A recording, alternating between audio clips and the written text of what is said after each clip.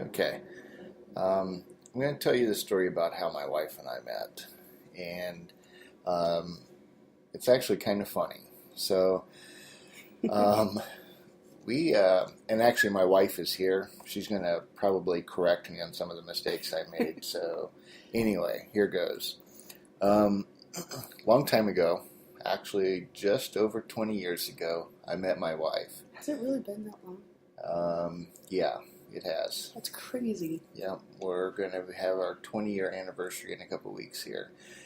And it wasn't too long before we got married that we met. So here's the story. Um, it all started in a restaurant long ago. And it was late at night, after midnight. I had just gotten off work and went to this 24-hour Perkins with a friend. And we're going to have a bite to eat before heading to bed. And this waitress came up and was really friendly with us, and she had a big smile and, was just looked like she was having a good day, and which was very infectious.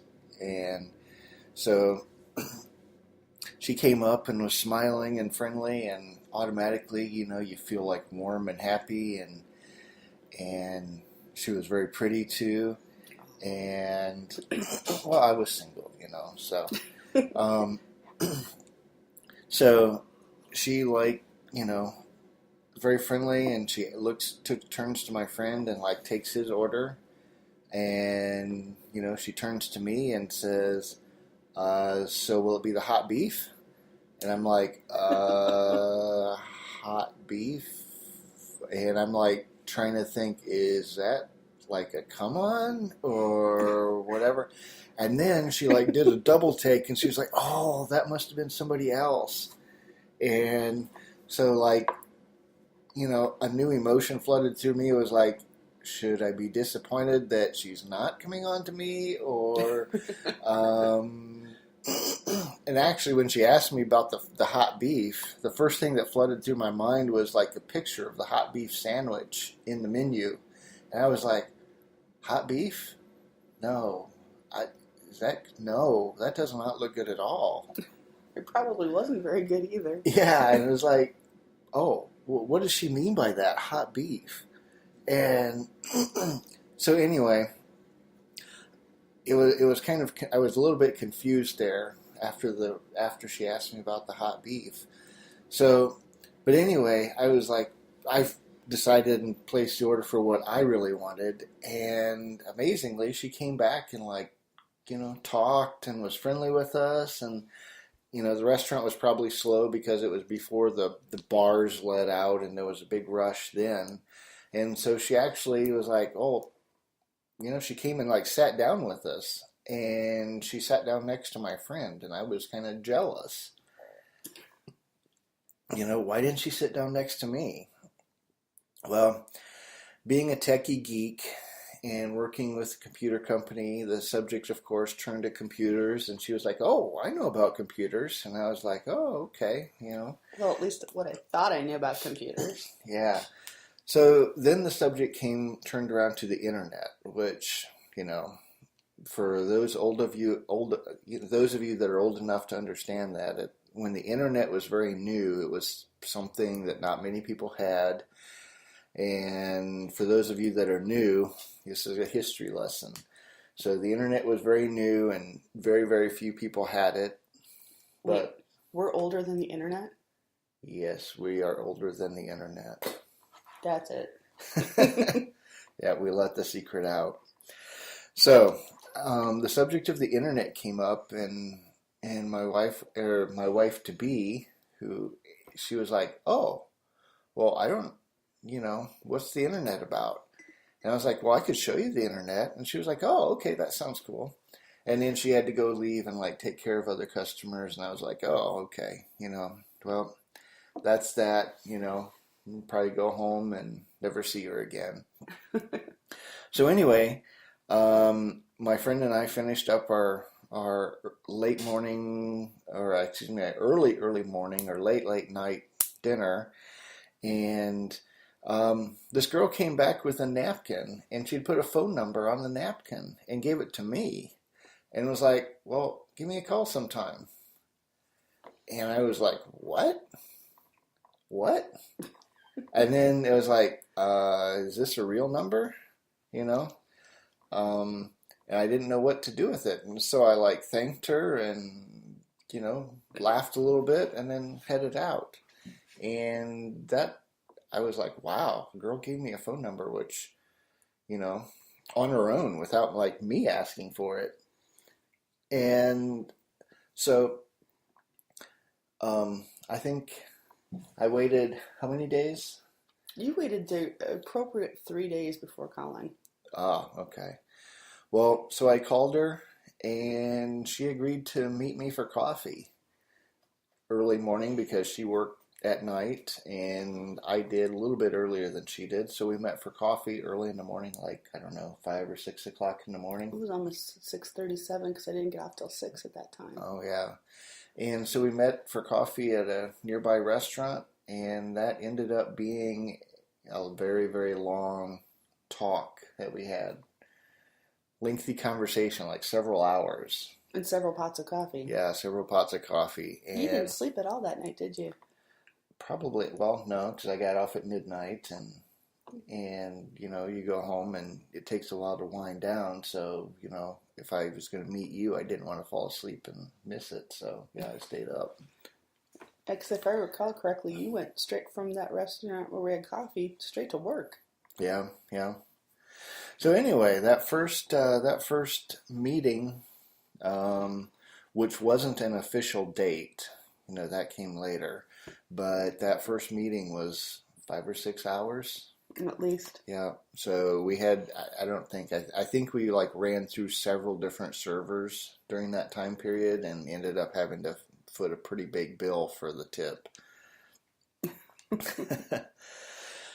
So, that was how we met, and we started meeting for coffee. I think we met for coffee, I don't know, 2 or 3 times before we actually went on a quote official date. No, our first official date was our third date. Oh, our third meetup? Yeah. Yeah, that was TGI Fridays. Yes. And that was in the early evening instead of our usual morning meetup time. Well, yeah, we actually were both off that night. Yeah, which Crazy. is kind of unusual. And that was how we started. I mean, yeah, we started meeting and dating.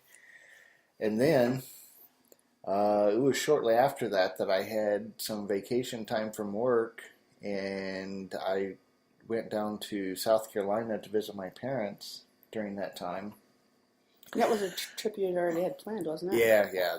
I'd been planning this. Well, scheduling a vacation from work was something you did months in advance. So, so I took off for like a week or something like that, and the first day that I'm down there, I find out that my wife had called my parents' house. You told me to call.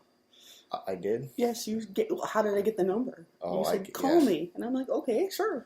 So my wife calls my parents' house while I'm down there. Now, you have to understand, too, here's another little history lesson. This was before cell phones. So my wife did not have a cell phone number to call me. She had to call my parents' house. So she calls my parents' house, and my father picks up the phone. Now, we're going to get into my father in a lot more detail later on. In short story long. Well, let me tell you, it was a long one. I was on the phone with my future father-in-law for 2.5 hours. Yes. Before he finally let me off the phone. Yes. So my father likes to talk a lot. And so Heather talked to my father for 2.5 hours and never did get to speak with me.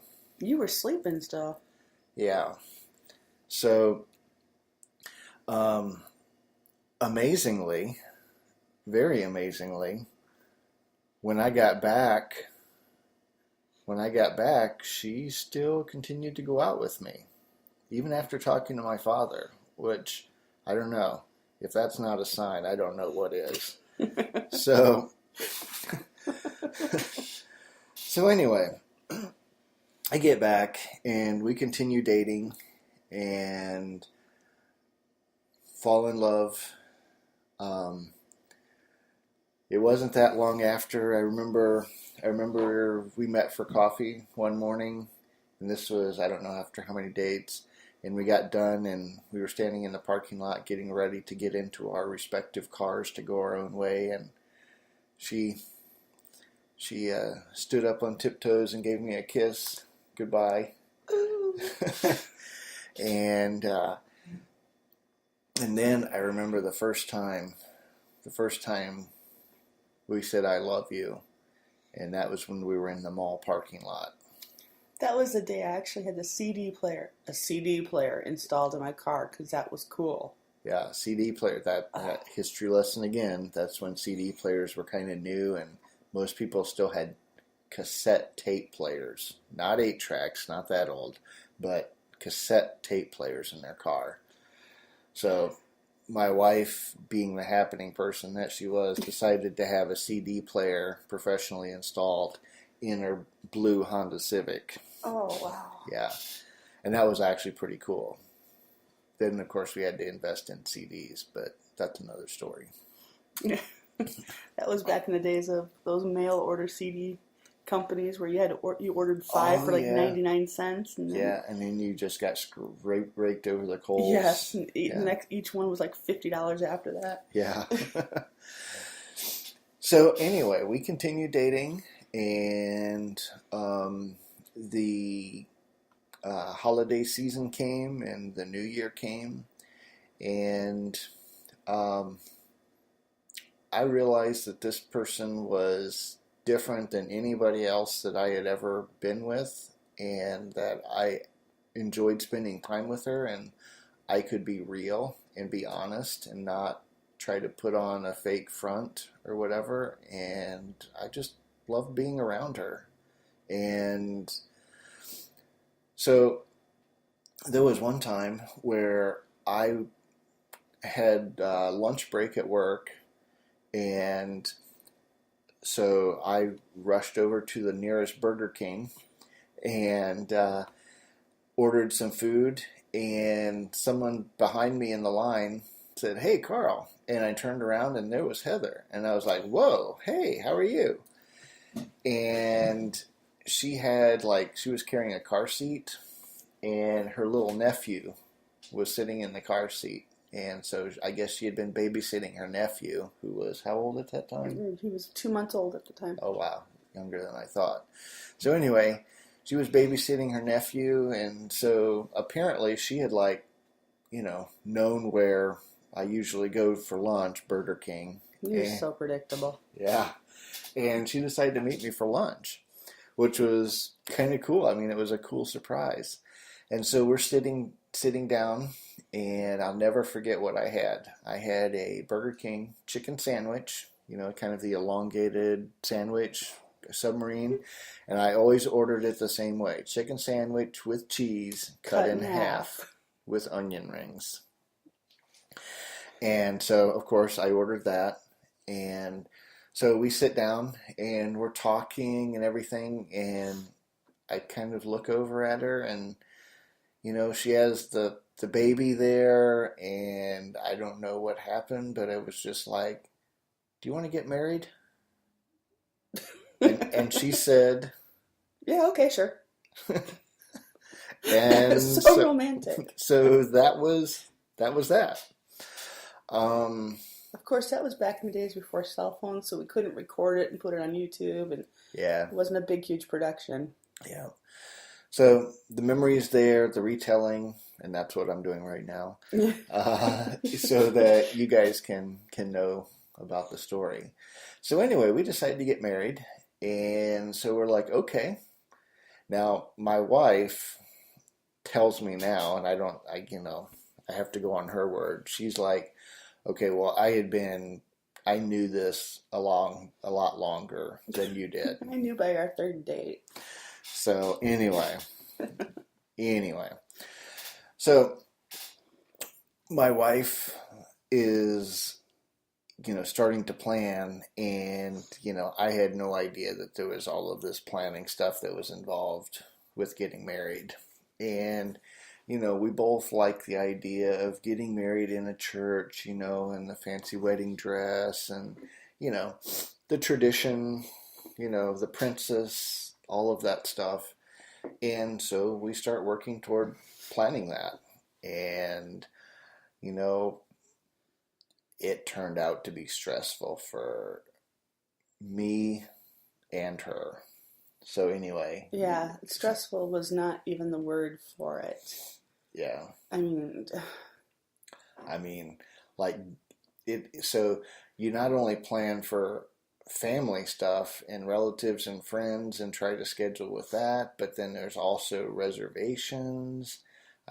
There's church, there's reception, there's photographer, there's like limo, and let me tell you, the story of this is probably, with most people, probably would have ended it.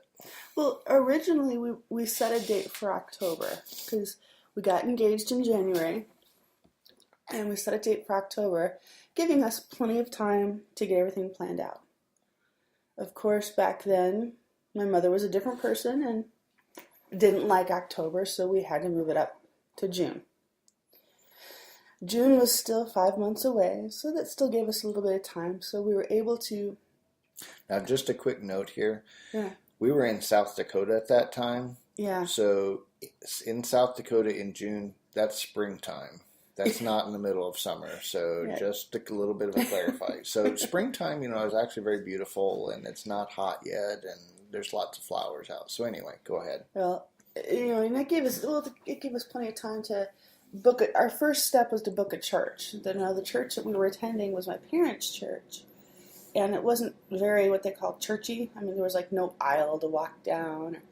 So the first thing we needed to do was find a church that we could rent. And we were able to do that without becoming members at this one Methodist church. And it was kind of a cool church, the high vaulted ceilings and everything. Oh, yeah. Of course we wanted the image, walking down the aisle in a old traditional looking church, image is everything. Well, so. Of course, and you got to have places for pictures. And yeah. It was perfect.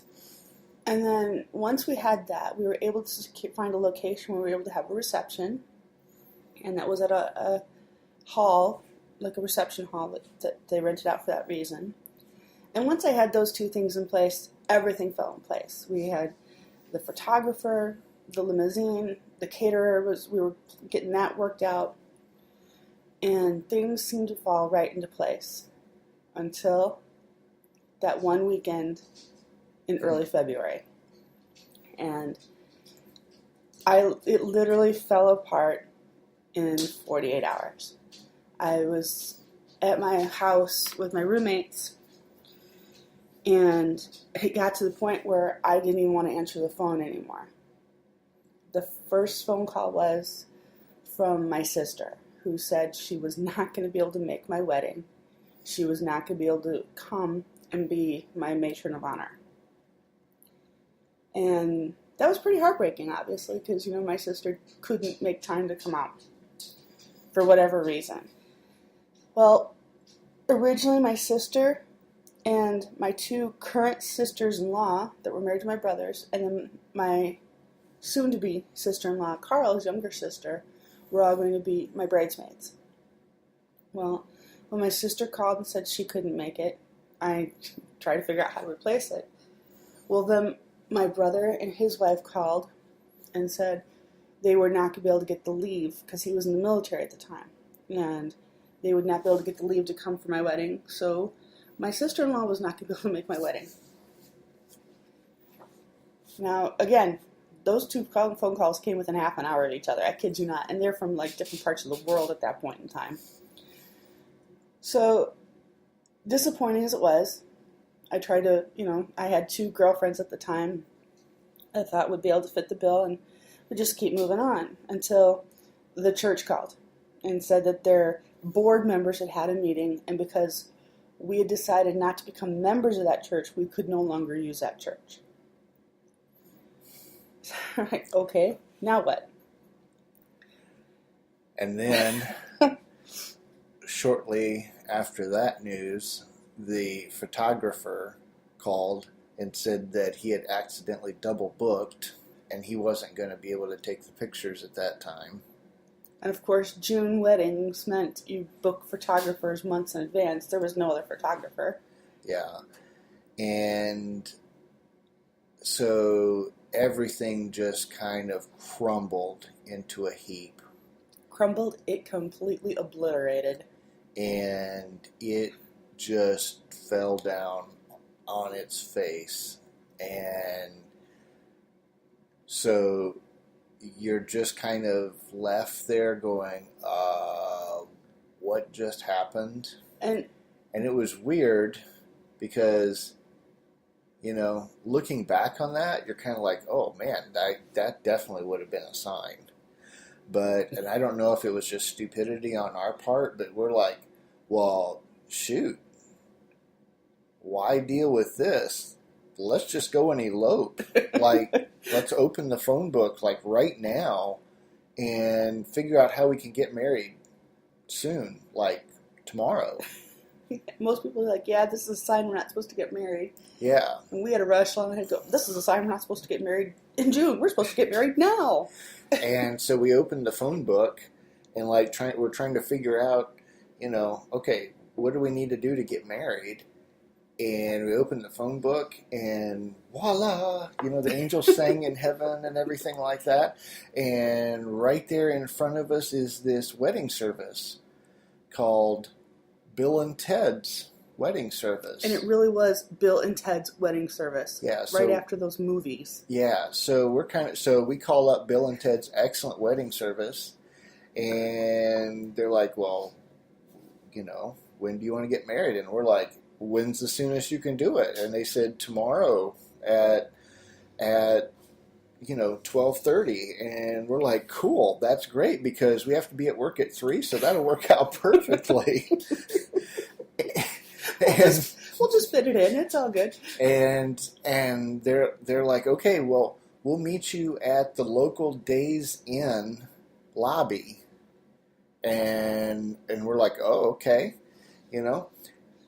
And they're like, well, you need to have like 2 witnesses. And Heather's like, oh, okay, well, I'll just get 2 of my roommates to come. And I'll buy them a pack of cigarettes as a gift, as a wedding, appreciation gift. And Well, it was we like, big what? spenders back then.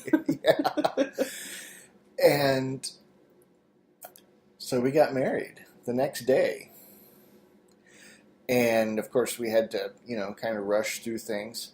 We did go to Chinese before getting married. We went out for a local Chinese restaurant before we got married. So that was kind of, wow. Yeah. So we got married, and then, of course, we had to rush off our separate ways because we both had to go to work. And again, I have no idea why we didn't just call into work and say, you know what, we just got married, screw you, we're going to go on a honeymoon, or we're going to go do something special or something. But it was just... No, we went to work. And yeah, so anticlimactic hit there, to the max. And so... Until 3 days later when we had to finally start telling everybody. Yeah, well, I actually told my parents the next day. I called home the next morning and said, my mom answered, and so I said, yeah, I got married yesterday.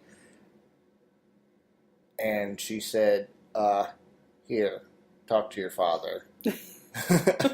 And my father was like, so I got married yesterday, and he was like, okay. So my wife's mom, my mother-in-law at that point, we knew was not going to be happy because, she wanted the big wedding. She wanted it done kind of her way. So we didn't tell her for 3 days. That was out of absolute fear. Yeah. And literally, to the very end, her mother insisted that our wedding anniversary was the 23rd instead of the 20th, which the 20th is when it really was, February 20th. Fortunately, it all was good within a couple days, but she was kind of disappointed. Yeah. And so thus begins a new chapter in our lives. And wow, that's when the roller coaster really started going up and down.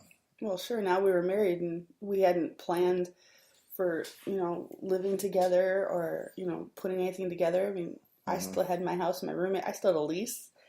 He still had his roommate in his house. And yeah. So we decided that, now that we were married and all, we probably should start living together. And it made sense. Yeah, well, that's what people usually did. So we decided that we probably should go find an apartment for ourselves. So we started looking for an apartment and found one. And wow, that turned out to be a disaster. And we didn't even actually move in together until we've been married almost 2 months. Oh, really? Yeah, I'd forgotten about that. Isn't that crazy? Yeah, it's kind of like we'd go stay at one another's place on and off, whatever. So eventually we got this apartment, and it was on the 3rd floor, facing west. And even though it was South Dakota gets hot in the summertime. Humid. Yes, and the air conditioning in this apartment, it was like a two-bedroom apartment, and there was one window air conditioning unit in it that didn't really work very well, and that apartment was hot, very, very, very hot. And after being married a couple months, mysteriously Heather got pregnant.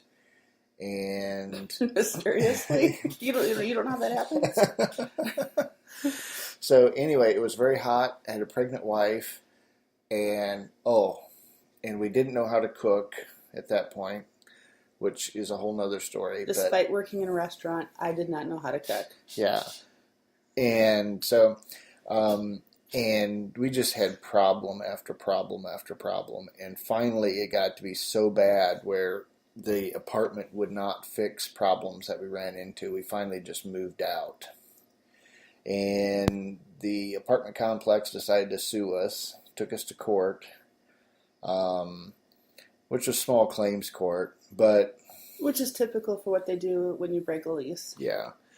But thankfully, we ended up, I guess, kind of winning that. They made us pay an extra month instead of like 9 months of the remaining lease amount. So it was kind of a win for us. And then we moved on to another place that was a little bit better.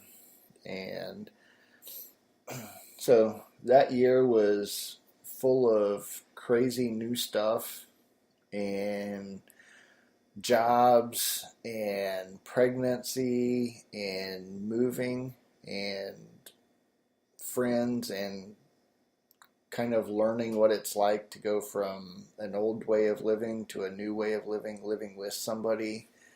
And it was scary, and there were problems and fights and arguments.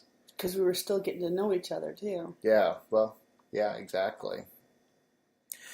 And there were many times it was kind of like, okay, you know what? I am going to make this work.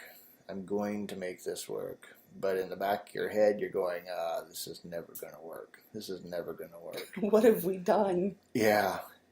And so, first year was very crazy. And then we had a child. Our daughter was born.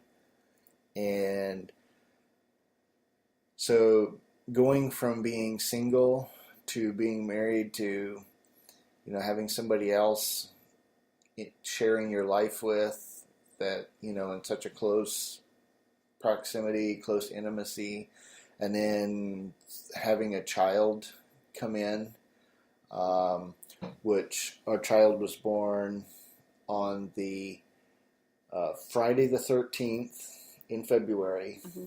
just a couple days before our first anniversary. So just let people know. A lot of people would question that or argue that, but Yeah. so anyway, so thus began a whole new section of our life. And let me tell you, having a child, suddenly, yeah, there's no time for you. There's not even any time for your spouse. It's all about the child. And She was worth it. definitely, definitely, very, very, very much worth it. But of course, when you have a child, you have to worry about things like, okay, who's going to do what, and who's going to wake up in the night, who's not going to get sleep this week, or, well, yeah, you had 3 hours of sleep last night, so it's your turn, And so that, brings its own challenges.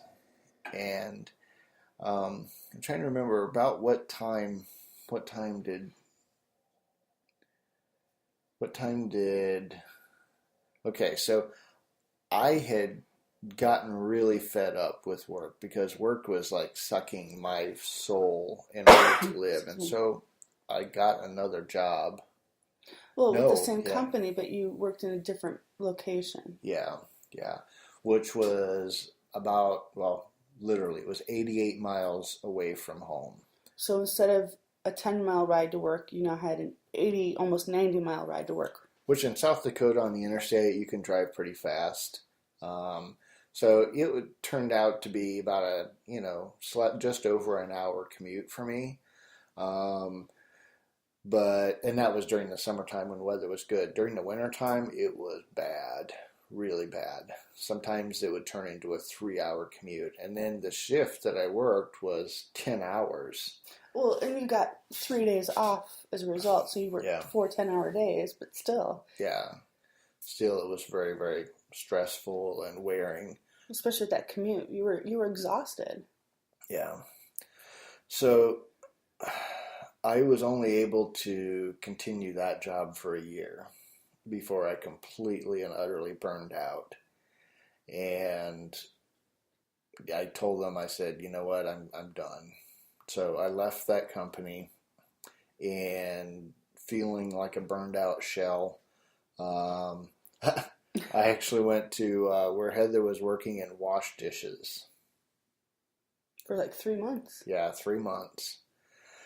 Finally got my head back on my shoulders and then got another job in the tech field and worked there for a couple of years and got moved around there a little bit. And of course, meanwhile, our lives are going on, and we have our second child, and we bought a house, moved into that, became homeowners. We had the dream. Yeah, which, really, it's not a dream. The dream is an illusion. It was a nightmare. So, fixing up, dealing with freezing pipes, which now, of course, is all your responsibility since you're the homeowner instead of the renter. And, driving, 14-hour days, driving back and forth to work and the work. And so that was not very good. But anyway, so I had gotten a new job after washing dishes for 3 months. And that job was pretty happy, but then I got moved to another department and to another location, which was nice because it was closer to our new home, but I had a really terrible boss who really hated me for some reason. And so that quickly declined into a very, very unhappy work experience. And my wife at that time had been working for a restaurant, so we were both working. And the restaurant was like, hey, We just bought a whole bunch of new restaurants down in another state. Do you want to go down there and manage those? And we're like, oh, cool. This is an opportunity for me to quit my job, for my wife to get paid more money, so we'll have more money coming in. And we're like thinking, oh yes, that's a good deal. More money, more money, more money. Yes. So I quit my job and we moved down to Omaha, Nebraska, the big city. And yeah, so that It was complete role reversal. I mean, you yeah. were at home with the kids, and I made enough money at that time where you could stay home with the kids, Mm-hmm. and I was the one working. Yeah. So suddenly being responsible for taking care of the kids is new, and I would definitely say for guys, it's something you should ease into. Not get thrown into it like you did. Yeah. So like this whole thing of feeding the kids and coming up with things other than Cheerios and Jello for them to eat. Yeah, that's something you need to kind of get used to. It's a new thing. On top of doing laundry and grocery shopping. Yeah. Even if you have changed an occasional diaper and stuff like that.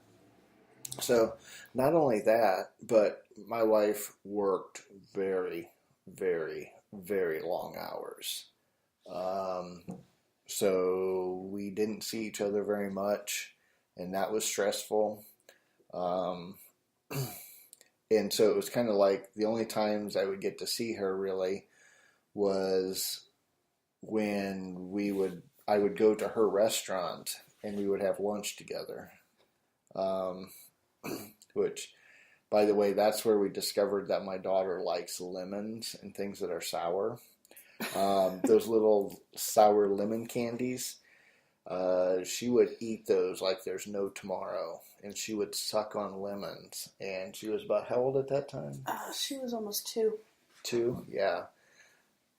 So that was interesting, and it was actually kind of humorous. We go to a restaurant, and my wife had trained her staff there that, you know, when we came in, you bring in a little dish with lemons first, you know, to make the baby happy, and then once the baby is happy, everybody's happy. Yep.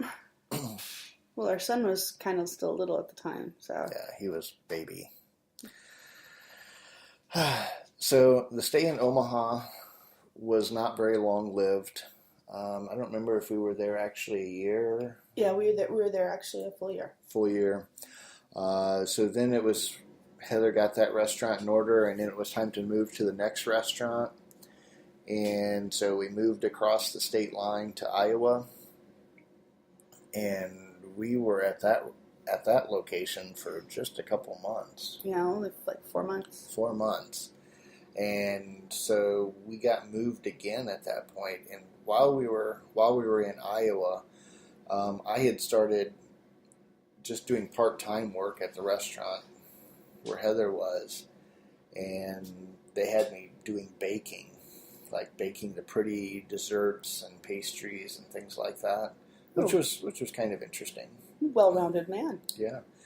So going from not being able to feed your kids to making culinary pretty desserts and things like that, wow, yeah, doesn't make sense. Well, it was kind of nice for the family at the time because you worked 2 days a week, and those were my 2 days off. So for a long time, the kids didn't need to go to daycare. I mean, one of us was always home with them, but we were never home together as a family. Yeah. So then, I got quote promoted at work to being a manager at another restaurant, back across the state line again. And so then I started commuting, and the kids had to go to daycare. Because why not? Money. Yeah, money. And so daycare for kids, when they've had the luxury of being at home with parents, oh, that is so not cool. Daycare is not cool at all. They didn't handle it very well. Yeah. So. Well, even then, our daughter was kind of more quiet and more, not shy, but a little more introverted, and she didn't say a lot, and she just kind of did her thing. And when she was home with us, it was okay because she was completely safe. But at a daycare, you know, She was exposed to the wild, crazy world of other kids. and getting blended into the word work was not good for her. Yeah. So, again, did not have a very long stay, just a couple months in Iowa before we moved back across the state line into Nebraska, to Lincoln, Nebraska, and bought a new house there. We were expecting that to be a lengthy stay. I was managing at one restaurant, and my wife Heather was managing at a different restaurant, same town though. And that's when things really got stressful. Really, really stressful. and fortunately, we had an at-home babysitter who'd come to the house and stay with the kids, and our hours overlapped each other, so they didn't have daycare very long time anymore. Yeah. But the amount of hours that you are working, literally, now you think about this, oftentimes was 80 to 90 hours a week. Easily. And that's just my wife, just her job, not counting the hours that I worked. I don't think I ever really had a full day off. Yeah. And things just spiraled out of control. And, you know, the search for the almighty dollar, of course, you know, causes you to sell your soul. And, you know, we believe that was what needed to be done. And the work that I had was very, very, very stressful too. The general manager that I was under, you know, I was treated like dirt, and so finally I was like, you know what, I've had enough. I'm putting in my 2 weeks notice. And then it was kind of like the district manager that was over all of us started hating us at that point.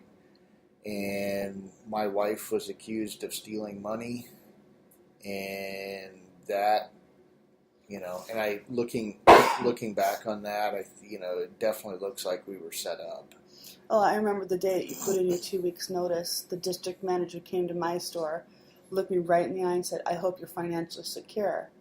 And I had no idea what he really meant at that time. I was like, you know, he's quitting. We need to be home with our kids. Someone needs to be home with our kids, and I had the quote-unquote more important, higher-paying job. Well, that obviously upset him at the time. Yeah. So, needless to say, my wife's job ended. 3 weeks later. Yeah.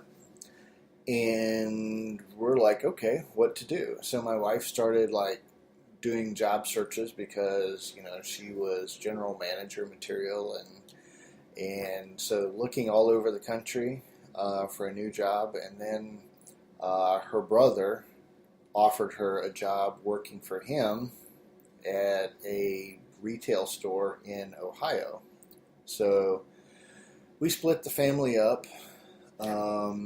I moved in with my wife's parents, or my in-laws, into a spare bedroom while my wife worked across the state about 6 hours away, 6 hours away. Yeah, you moved with my parents in Indiana, and I went on to Ohio to start the job and then find a place for us to live. Yeah.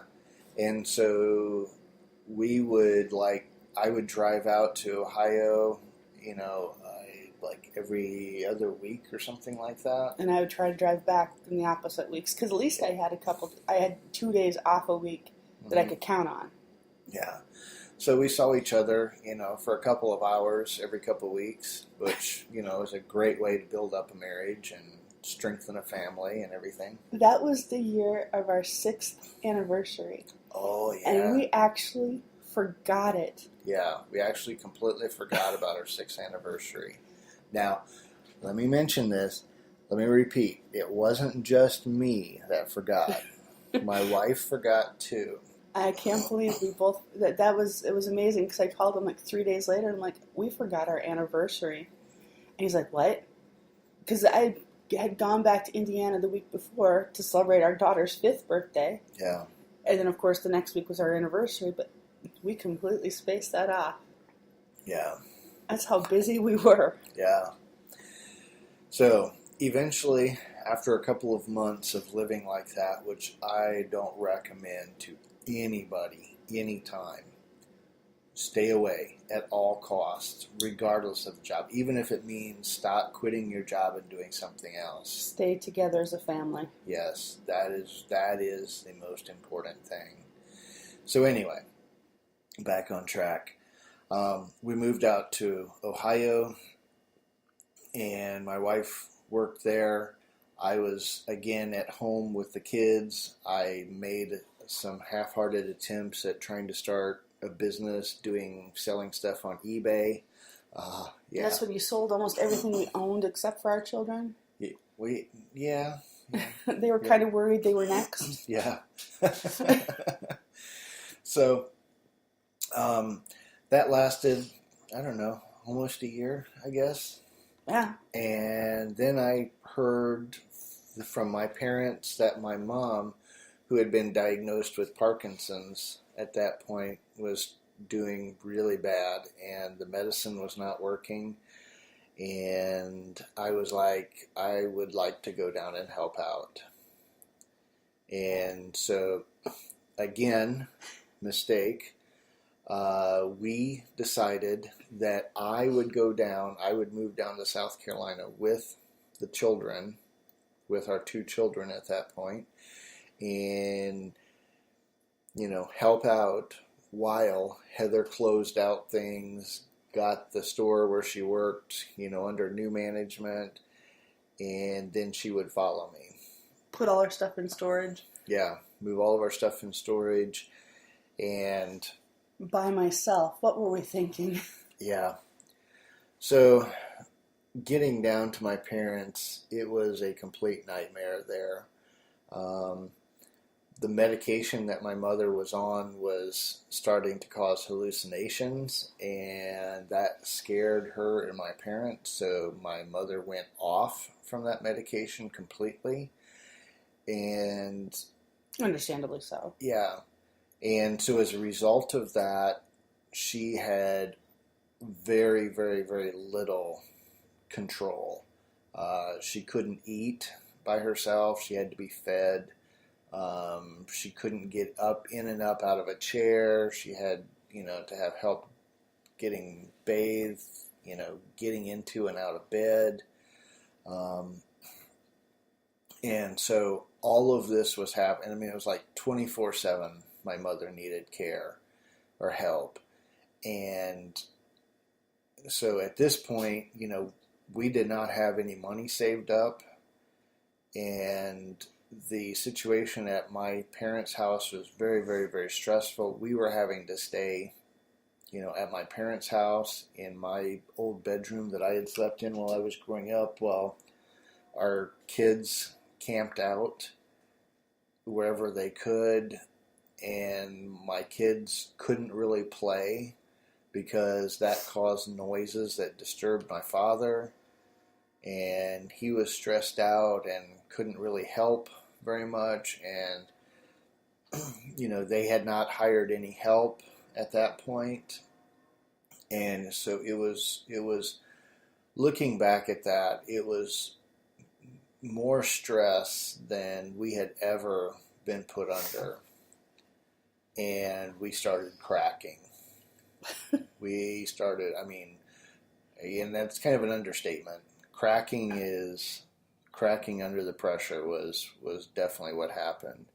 And since I was out of money, or we were out of money at that point, I had to leave and get a job so we could get some money, and that left Heather at home alone, taking care of not only 2 kids, but also my mother, who needed 24/7 care, and dealing with all of the stress there.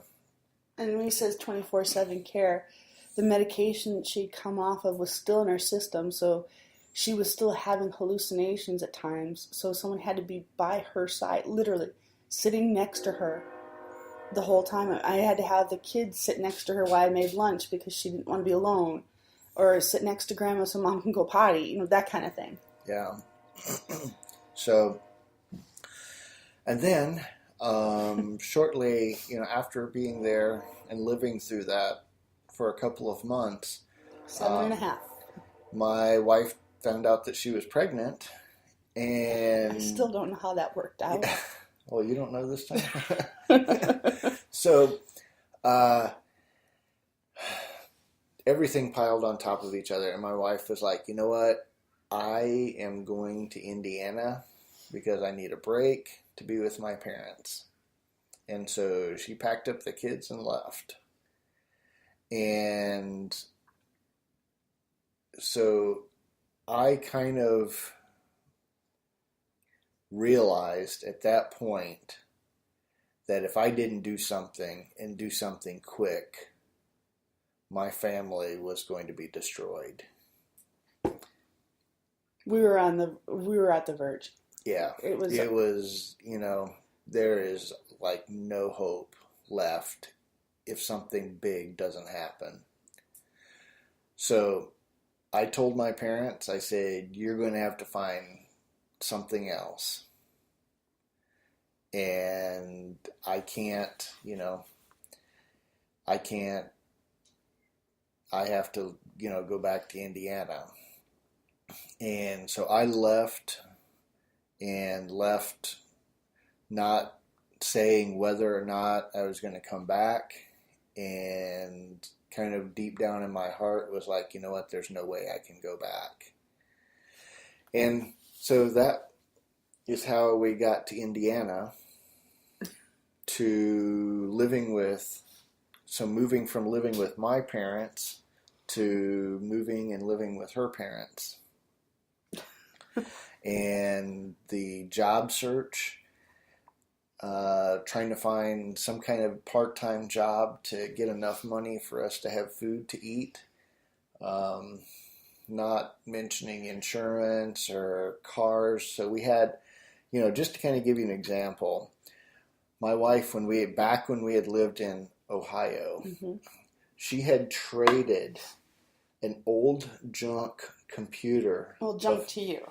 Yeah, well, it was an old computer of mine that I had kind of like, okay, let's throw away, And my wife had traded that for an old car.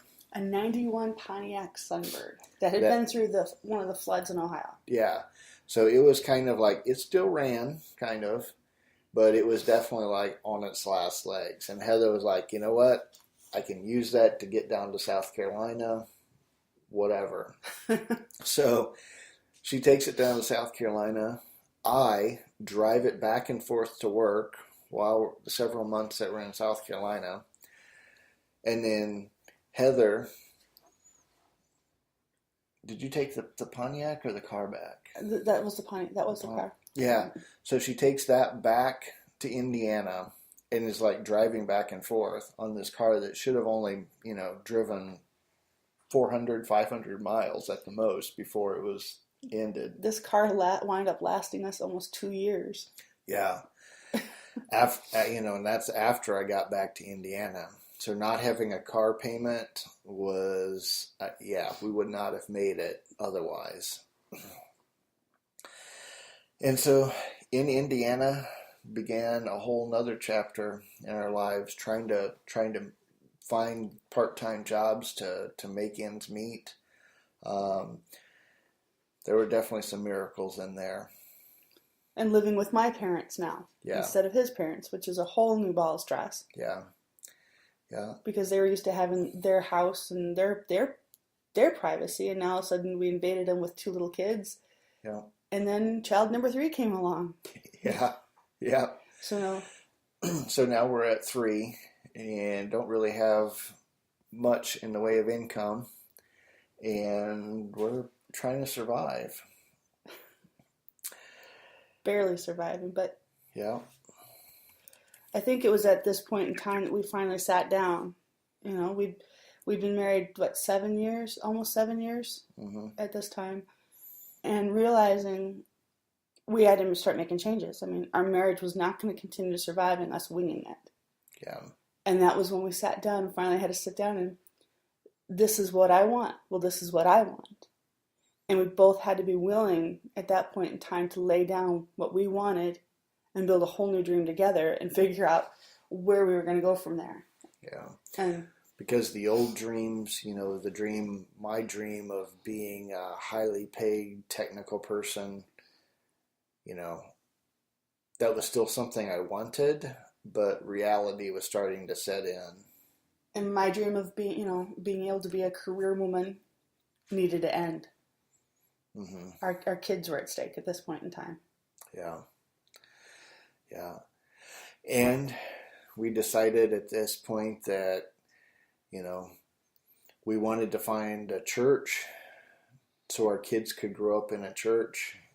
We'd both grown up in the church, and although we hadn't really made much of an effort up to that point, we decided that it was probably good or in the kids' best interest if we found a church to go to, or a church where, that we could make a home.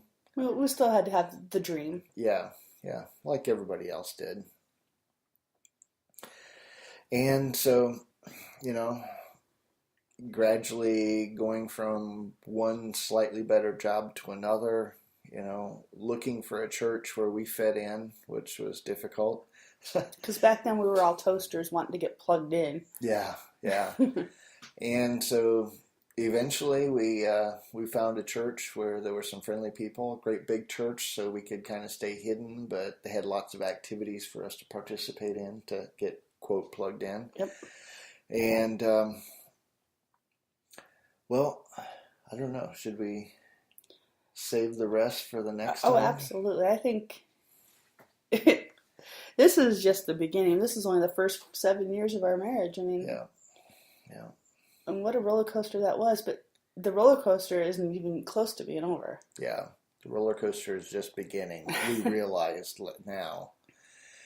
So, anyway, for new, more exciting episodes, stay tuned. All right. Have a great day.